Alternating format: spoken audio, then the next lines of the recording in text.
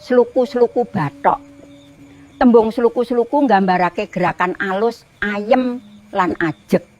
Bathok iku sirah, papane pikiran lan ati. Tegese manungsa kudu ngelus ati lan pikirane nganggo zikir supaya sirah ora kebak gumedhe lan hawa nepsu.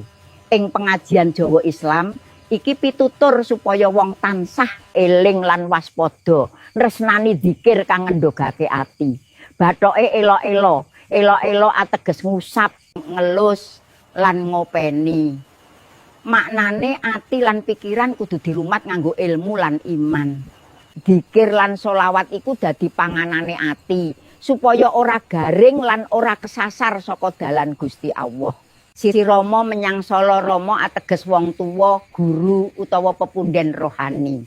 Sala ora mung teges kutha, nanging simbol alam sepi lan tapa, papan kanggo ngresiki jiwa. Tegese saben wong kudu duwe guru lan tuntunan, lan kudu gelem nyepi saka hawa nepsu uga padange donya kanggo nggayuh kasucen batin. Oleh-olehe payung mutha, payung iku perlindungan, mutha iku cahya utawa mutiara. Maknane wong sing nglakoni zikir lan ngudi ilmu bakal diparingi perlindungan iman lan cahyane hidayah sing bisa nglindungi awake dhewe saka panase dosa lan udane cobaan urip. Mak jentit lolo lobah. Tembung iki kados dolanan bocah, nanging maknane jeru. Iku pepeling yen urip iki mung sakedhap. Kados dolanan sing cepet rampung. Mula aja nganti kesasar mung nguber donya, nanging lali marang akhirat. Wong mati ora obah.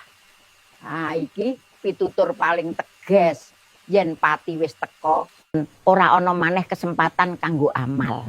Ora bisa zikir, ora bisa salat, ora bisa nyuwun ngapura. Mula nalika isih urip kudu cepet-cepet taubat, ibadah lan amal soleh. Yen obah medeni bocah.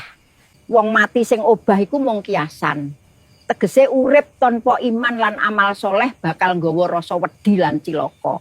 Ora mung kanggo awake dhewe nanging uga kanggo liyan. Urip kudu dadi tulodo sing ndadekake tentrem dudu medeni. Piwulang utama kang kasingkap, zikir minangka panguripan ati urip mung mampir ngombe, pati mesti teka. Ilmu lan guru iku payung urip. Aja ngenteni mati kanggo eling marang Gusti. Mula sedulur sedaya, tembang sluku-sluku bathok dudu mung tembang dolanan, nanging wejangan dakwah Sunan Kalijaga. Sing alus lan jeru, nglipur bocah nanging sejate ngelingake wong tuwa supaya eling marang pati, iman lan Gusti Allah. Allahumma ij'al qulubana amirah bidzikrik.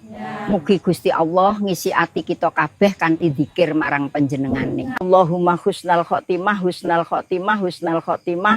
Mugi kita tansah diparingi iman, Islam lan ihsan. Amin.